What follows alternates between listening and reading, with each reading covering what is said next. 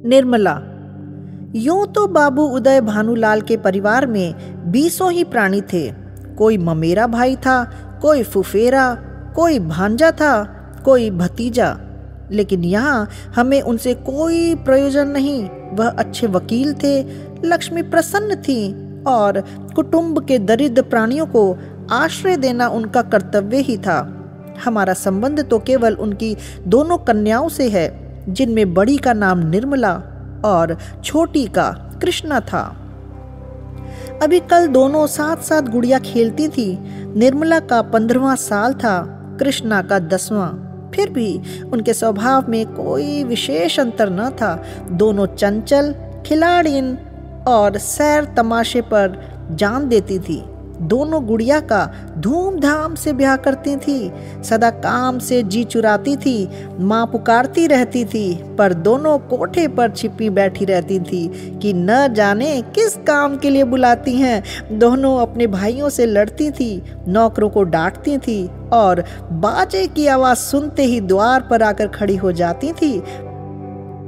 पर आज एकाएक एक ऐसी बात हो गई जिसने बड़ी को बड़ी और छोटी को छोटी बना दिया है।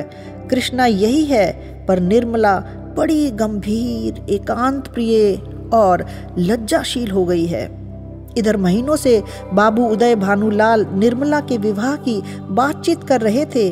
आज उनकी मेहनत ठिकाने लगी है। बाबू भालचंद्र सिन्हा के ज्येष्ठ पुत्र भुवन मोहन सिन्हा से बात पक्की हो गई है। वर के पिता ने कह दिया है कि आपकी खुशी है, दहेज दें या ना दें, मुझे इसकी परवाह नहीं। हाँ, बारात में जो लोग जाएं उनका आदर सत्कार अच्छी तरह होना चाहिए, जिसमें मेरी और आपकी जग हंसाई ना हो। बाबू उदय भानुलाल थे तो वकील, पर संचय करना न जानते थे। दहेज उनके सामने कठिन समस्या थी।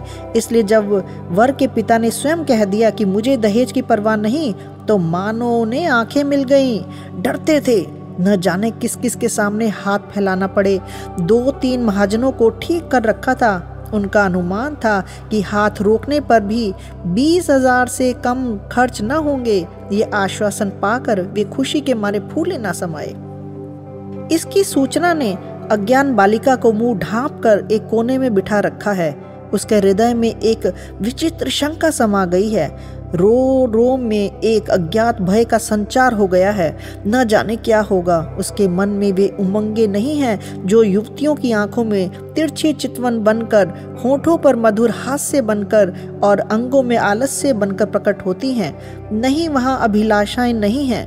वहाँ केवल शंकाएं, चिंताएं और भीरू कल्पनाएं हैं। यौवन का अभी तक पूर्ण प्रकाश नहीं हुआ है।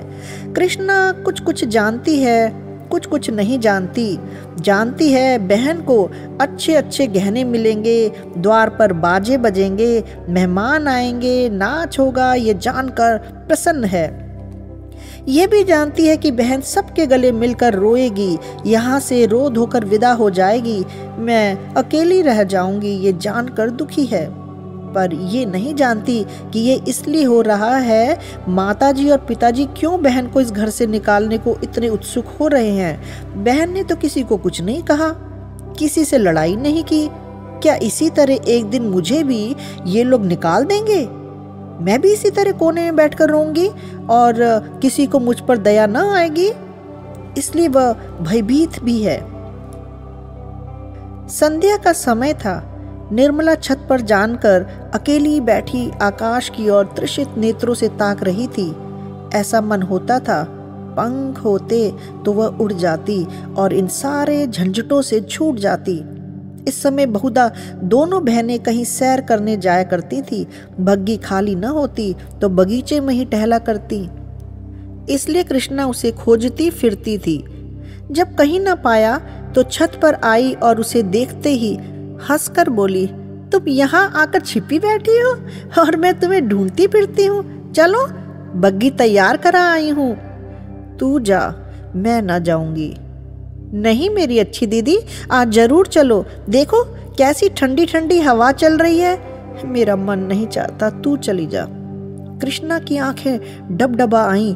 कांपती हुई आवाज में बोली, आज तुम क्यों नहीं चलती, मुझसे क्यों नहीं बोलती, क्यों इधर उधर छिपी छिपी फिरती हो? मेरा जी अकेले बैठे बैठे घबराता है। तुम ना चलोगी तो मैं भी ना जाऊंगी, यहीं तुम्हारे साथ बैठी रहूंगी। और जब मैं चली जाऊंगी तब क्या करेगी? तब किसके साथ खेलेगी और किसके साथ घूमने जाएगी? बता। मैं भी तुम्हारे साथ चलूंगी, अकेले मुझसे यहाँ ना रहा जाएगा। तुझे अम्मा न जाने देगी तो मैं भी तुम्हें न जाने दूंगी। तुम अम्मा से कह क्यों नहीं देती कि मैं न जाऊंगी? कह तो रही हूं, कोई सुनता है? तो क्या ये तुम्हारा घर नहीं है? नहीं, मेरा घर होता तो कोई क्यों जबरदस्ती निकाल देता। इसी तरह किसी दिन मैं भी निकाल दी जाऊंगी। और नहीं तो क्या तू बैठी रहेगी? हम लड़कियां हैं, हमारा घर कहीं नहीं होता। चंदर भी निकाल दिया जाएगा? चंदर तो लड़का है, उसे कौन निकालेगा? तो लड़कियां बहुत खराब होती होंगी। खराब ना होती तो घर से भगाई क्यों जाती? चंदर इतना बदमाश है, उसे कोई नहीं भगाता। हम तुम तो कोई बदमाशी भी नहीं करती। एकाएक चंदर धम धम करता हुआ छत पर आ पहुंचा और निर्मला को देखकर बोला, अच्छा आप यहाँ बैठी हैं? ओहो, अब तो बाजे बजेंगे, दीदी दुल्हन बनेंगी, पालकी पर चढ़ेंगी। ओहो ओहो। चंदर का पूरा नाम चंद्रभानु सिन्हा था। निर्मला से 3 साल छोटा और कृष्णा से 2 साल बड़ा। चंदर, मुझे चिढ़ाओगे तो अभी जाकर अम्मा से कह दूंगी। तो चिढ़ती क्यों हो तुम भी? बाजे सुनना। ओहो, अब आप दुल्हन बनेंगी। क्यों किशनी, तू बाजे सुनेगी ना? वैसे बाजे तूने कभी ना सुने होंगे। क्या बैंड से भी अच्छे होंगे? हाँ हाँ, बैंड से भी अच्छे, 1000 गुने अच्छे, लाख गुने अच्छे। तुम जानो क्या, एक बैंड सुन लिया तो समझने लगे कि उससे अच्छे बाजे नहीं होते। बाजे बजाने वाले लाल लाल वर्दियां और काली काली टोपियां पहने होंगे, ऐसे खूबसूरत मालूम होंगे कि तुमसे क्या कहूँ। आतिशबाजियां भी होंगी, हवाइयां आसमान में उड़ जाएंगी और वहाँ तारों में लगेगी तो लाल पीले हरे नीले तारे टूट टूट कर गिरेंगे। बड़ा मजा आएगा। और क्या क्या होगा चंदन, बता दे मेरे भैया। मेरे साथ घूमने चल, तो रास्ते में सारी बातें बता दूं। ऐसे ऐसे तमाशे होंगे कि देखकर तेरी आंखें खुली रह जाएंगी। हवा में उड़ती परियां होंगी, सचमुच की परियां।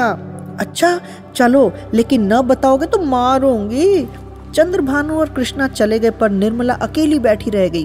कृष्णा के चले जाने से इस समय उसे बड़ा क्षोभ हुआ। कृष्णा, जिसे वह प्राणों से भी अधिक प्यार करती थी, आज इतनी निठुर हो गई, अकेली छोड़कर चली गई।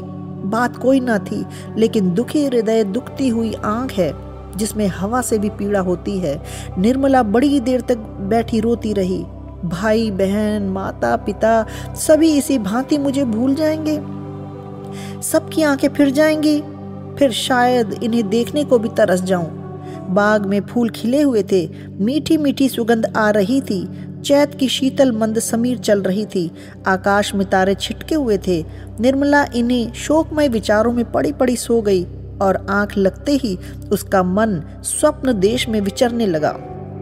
क्या देखती है कि सामने एक नदी लहरें मार रही है और वह नदी के किनारे नाव की बाट देख रही है। संध्या का समय है, अंधेरा किसी भयंकर जंतु की भांति बढ़ता जाता है। वह घोर चिंता में पड़ी हुई है कि कैसे ये नदी पार होगी, कैसे पहुंचूंगी। रो रही है कि कहीं रात ना हो जाए, नहीं तो मैं अकेली यहाँ से कैसे रहूंगी। एकाएक उसे एक सुंदर नौका घाट की ओर आती दिखाई देती है। वह खुशी से उछल पड़ती है और जो ही नाव घाट पर आती है वह उस पर चढ़ने के लिए बढ़ती है, लेकिन जो ही नाव के पटरे पर पैर रखना चाहती है उसका मल्ला बोल उठता है, तेरे लिए यहाँ जगह नहीं है। वह मल्ला की खुशामद करती है, उसके पैरों में पड़ती है, रोती है, लेकिन वह यही कहे जाता है, तेरे लिए यहाँ जगह नहीं है। एक क्षण में नाव खुल जाती है। वह चिल्ला चिल्ला कर रोने लगती है। नदी के निर्जन तट पर रात भर कैसे रहेगी, ये सोचकर वह नदी में कूदकर उस नाव को पकड़ना चाहती है। इतने में कहीं से आवाज आती है, ठहरो ठहरो, नदी गहरी है, तुम डूब जाओगी। वह नाव तुम्हारे लिए नहीं है, मैं आता हूँ, मेरी नाव में बैठ जाओ, मैं उस पार पहुंचा दूंगा। वह भयभीत होकर इधर उधर देखती है कि ये आवाज कहाँ से आई। थोड़ी देर के बाद एक छोटी सी डोंगी आती दिखाई देती है, जिसमें न पाल है, न पतवार और न मस्तूल। पैंदा फटा हुआ है, तख्ते टूटे हुए, नाव में पानी भरा हुआ है और एक आदमी उसमें से पानी उलीच रहा है। वो उससे कहती है, ये तो टूटी हुई है, ये कैसे पार लगेगी? मल्लाह कहता है, तुम्हारे लिए यही भेजी गई है, आकर बैठ जाओ। वह एक क्षण सोचती है, इसमें बैठूं या ना बैठूं। अंत में वह निश्चय करती है, बैठ जाऊं। यहाँ अकेली पड़ी रहने से नाव में बैठ जाना फिर भी अच्छा है। किसी भयंकर जंतु के पेट में जाने से तो यही अच्छा है कि नदी में डूब जाऊं।